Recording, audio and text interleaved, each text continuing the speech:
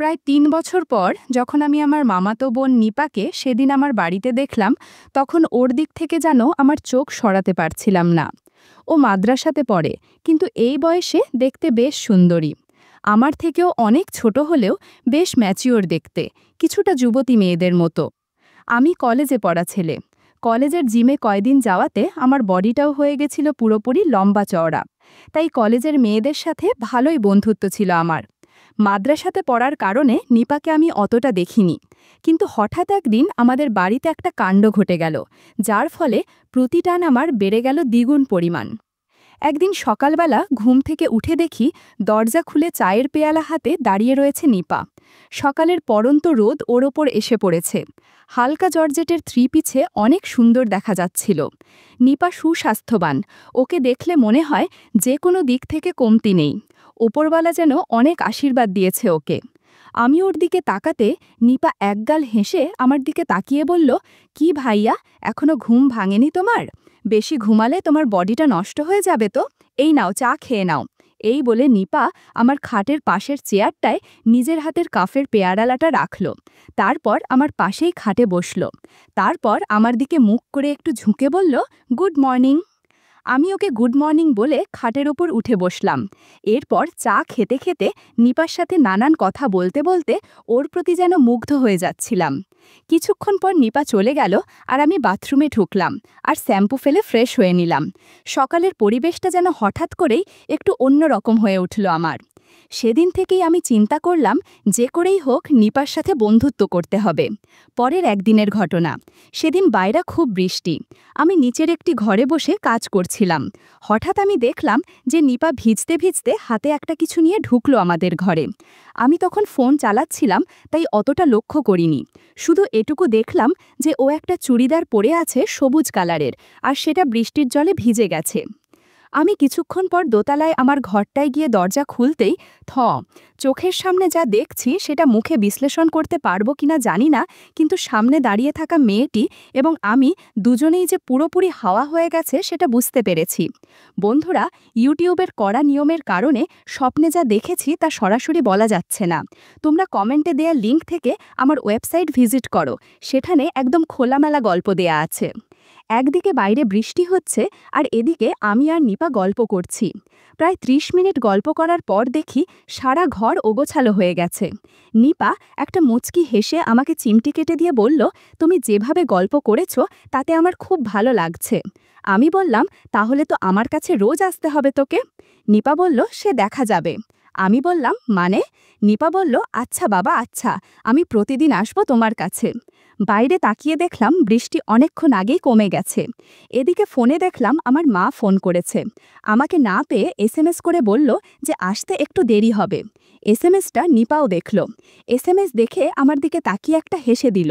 আমি ওর হাসির আসল মরালটা বুঝতে পেরে বললাম, ও আচ্ছা, তাহলে আমার বোনটারও তো আবার গল্প শুনতে ইচ্ছে হচ্ছে বুঝি। না ইয়াস, আর না, অন্য সময় হবে। এরপর থেকে আমি আর নিপা বিভিন্ন জায়গায় বিভিন্ন রকম গল্প করেছি। আমরা দুজন প্রায় প্রতিদিনই বলতে গেলে আমাদের বাড়ি কিংবা ওদের বাড়িতে নেক আনন্দ করতাম। আমাদের দুজনকে একই ঘরের মধ্যে ছেড়ে দিলে কেউ বুঝতে পারবে না। প্রায় ১ বছর ধরে চলছিল এসব। হঠাৎ সময়ের সাথে আমি ওর মধ্যে পরিবর্তন লক্ষ্য করলাম, যখন ও কলেজে ভর্তি হলো। প্রতিদিনের আসা যাওয়া ছিল নিপার আমাদের বাড়িতে। আস্তে আস্তে দেখলাম ওর আমার প্রতি ইন্টারেস্ট কমে যাচ্ছে। কারণটা আমি জিজ্ঞাসা করলাম না। একদিন লক্ষ্য করলাম ও অনেক রাত করে বাড়ি ফিরছে কলেজ থেকে। ওকে জিজ্ঞাসা করতেই ও বলল যে ওর নাকি কোনো টিউশনি ক্লাস থাকে কলেজের পরে। আমার একটু সন্দেহ হতে লাগলো। একদিন সেই সন্দেহ আমার সত্যিতে পরিণত হলো। পাশের গ্রামে এক মেলাতে আমার বন্ধুদের সাথে যাওয়ার কথা ছিল। সেখানেই সন্ধেবেলা আমরা গিয়ে আড্ডা মারছিলাম।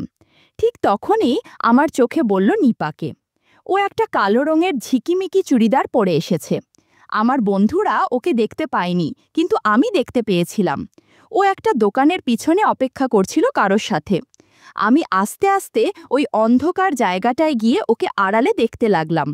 হঠাৎ একটি অচেনা ছেলে ওর কাছে এসে ওকে কিছু একটা বলল এবং ওকে নিয়ে চলল মেলার উল্টো দিকের বাগানটায়।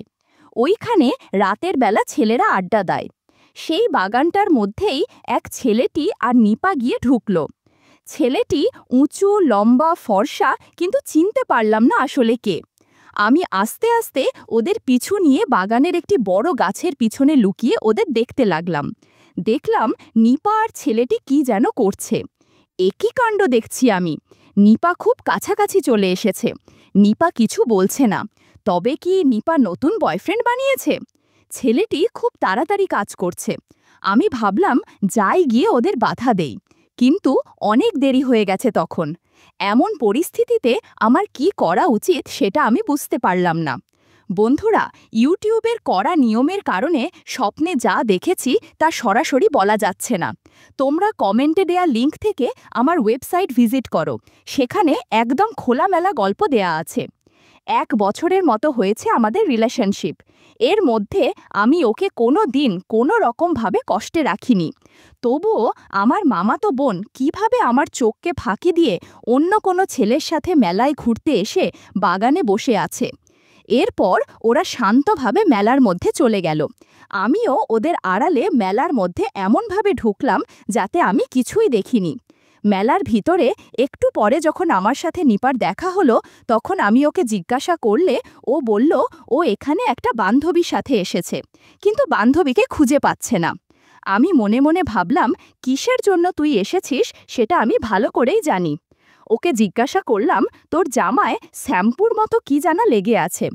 ও অবাক হয়ে প্রথমে দেখল, তারপর আমার দিকে তাকিয়ে ওটা সঙ্গে সঙ্গে মুছে দিয়ে বলল, কি জানি কি লেগেছে রে, মেলার মধ্যে কে কোথা থেকে ফেলেছে। আমি আর কথা বললাম না। সেদিনের পর থেকে নিপা আমার সাথে গল্প করত, কিন্তু আগের থেকে অনেক কম। কোনো সপ্তাহে একবার, আবার কোনো মাসে 1-2 বার। এইভাবে আমি নিপার সাথে গল্প করতাম। তখন ওকে জিজ্ঞাসা করতাম যে কোনো বয়ফ্রেন্ড আছে কিনা, কিন্তু ও প্রতিবারই না করে দিত। আর একদিন যেটা আমি দেখলাম, সেটা দেখার পর আমি নিশ্চিত হয়ে গেছিলাম যে নিপা পুরোপুরি অন্যরকম হয়ে গেছে। সেদিন রবিবার। প্রায় 4 দিন হয়েছে লিপা আমার সাথে কিংবা ওই ছেলের সাথে গল্প করে না। তাই সারাদিন ওকে বেশ অন্যমনস্ক লাগছিল। কদিন হয়েছে নিপার ফোন পেয়েছে হাতে। তাই প্রথমে কলেজের যেই ছেলেটার সাথে তার যোগাযোগ হয়েছে, মানে সেই ছেলেটা যার সাথে সেদিন মেলায় গিয়ে বাগান দেখা করেছিল, সেই ছেলেটিকে ফোন করল। নিপা জানে ছেলেটি বড়লোক বাপের একমাত্র দুষ্টু ছেলে। তবুও কেন জানি না ছেলেটার প্রতি তার একটা টান জন্মে গেছে। এ কদিনে এই ছেলেটি তাকে নানান রকম গিফট এবং নানান জায়গায় ঘুরতে নিয়ে গেছে বাইকে করে। 4 চাকারও একটা গাড়ি আছে ছেলেটির, আর তাতে করেও সে একদিন দিঘির পাড়ে বেড়াতে গিয়েছিল। এবং সেই 4 চাকার ভিতরে সেদিন সন্ধেবেলা নিপার সাথে গাড়ির মধ্যে গল্প করেছে। বন্ধুরা, তোমরা নিশ্চয়ই বুঝতে পেরেছ কেমন গল্পের কথা বলছি।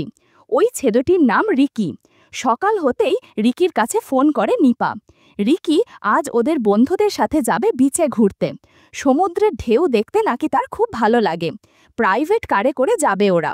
কথায় নিপাকে বলে, তুমিও চলো না আমাদের সাথে, খুব মজা হবে। নিপা একটু হতভম্ব হয়ে যায়। ও মনে মনে খুব খুশি হয়, কিন্তু বাড়িতে বলবে কি করে, এটাই সবচেয়ে বড় বিষয়। নিপার এমনিতে রিকির সাথে থাকতে খুবই ভালো লাগে।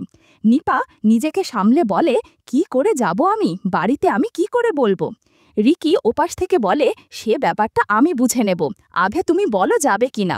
নিপা তখন এক গাল হেসে বলে, আমার তো যেতে ইচ্ছে হচ্ছে তোমার সাথে। নিপার বাড়িতে রিকি 3-4টে মেয়েকে পাঠিয়ে ওর মাকে রাজি করানোর জন্য। নিপার বাড়িতে ওর মাকে রাজি করাতে বেশিক্ষণ সময় লাগে না মেয়েগুলোর। মেয়েগুলো বলে যে আমরা মেয়েরা মিলে ঘুরতে যাব এই পাশের একটি বিচে। এটা একটা কলেজের ট্যুর, তাই কোনো ভয়ের কিছু নেই। নিপার বাবা এখানে থাকে না, তাই নিপার মা এক কথায় রাজি হয়ে যায়।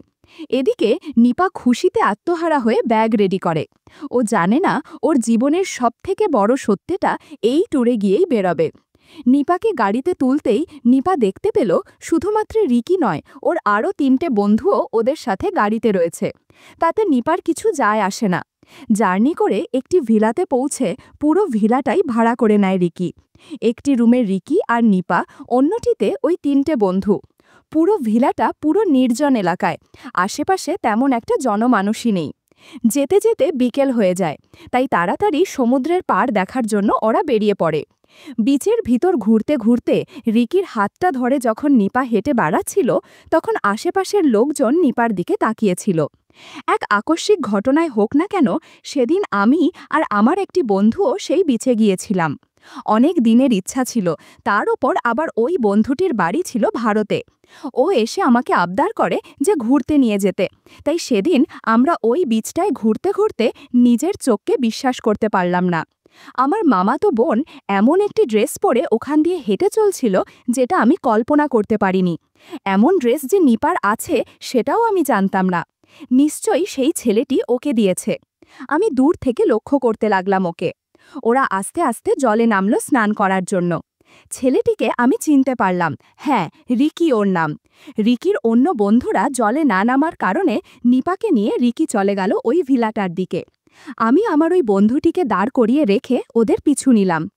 ভিলাটিতে কোনো লোক না থাকার কারণে নিপা আর রিকি যে ঘরটিতে ঢুকল, ঠিক আমি তার পিছন দিকটাই দিয়ে গেলাম। বড় বড় জানালা দিয়ে ঘরের দৃশ্য প্রায় সবই দেখা যায়। আশেপাশে অন্ধকার হয়ে যাওয়ার কারণে আমাকে কেউ দেখতে পারছিল না। ঘরের ভেতর আলো থাকায় আমি ঘরে স্পষ্ট দৃশ্য দেখতে পাচ্ছিলাম। নিপাকে ঘরের ভিতর নিয়ে ছেলেটি একটা তোয়ালে দিল আর নিজেও চলে গেল অন্য ঘরে। আমি ওদের দেখছিলাম আর অবাক হচ্ছিলাম। আরও অবাক হলাম যখন দেখলাম রিকির 3 বন্ধুও এসেছে। 4 জন নিপার সাথে ঘণ্টাখানেক গল্প করেছে, আড্ডা দিয়েছে। একটু পর আমি হোটেলের উদ্দেশ্যে রওনা দিলাম। সেদিনের পর থেকে নিপা যেন আরও বেপরোয়া হয়ে উঠল। একদিন আমাদের একটি অনুষ্ঠানে ওকে বোরখা পরে যাওয়ার কথা ছিল। সেই অনুষ্ঠানে আমিও উপস্থিত ছিলাম। প্রত্যেকটা মেয়েই বোরখা পরে সেখানে এসেছিল, শুধু নিপা বাদে। সেদিন দুপুরবেলায় যখন ওই অনুষ্ঠানে আমি ওকে দেখলাম, তখন আমি ইশারা করে ওকে ডাকলাম একটি কোণার ঘরে। অনেক দিন ধরে ওর সাথে গল্প করা হয় না। নিপার দেখা নেই প্রায় 1 সপ্তাহ হয়ে গেছে, তাই ভাবলাম আজ নিপার সাথে একটু গল্প করব। নিপা আমার ডাক যেন বুঝতে পারল। ও লোকজনকে আড়াল করে ঠিক চলে আসলো এই ঘরটায়।